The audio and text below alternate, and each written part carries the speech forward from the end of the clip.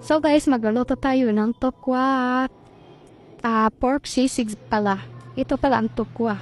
Tokwang baboy. Ito din ang pork. Ayan. Ito naman ang tokwang baboy at ito naman ang recado. Ayan guys, ang ating recado ng ating pork sisig. Pork sisig. Yan guys. Ayan guys, ang ating recado at ating mga paghalo-haluin ang ating bawang at sibuyas. Ayan na po ang ating pork. Pinalagay na natin yan at padilaw-dilawin na natin yung pork natin guys. So ayan na guys, ang ating pork sisig, no? Luto na yun guys. Lagyan na natin sa ibabaw ng mayonnaise. Thanks for watching. Goodbye.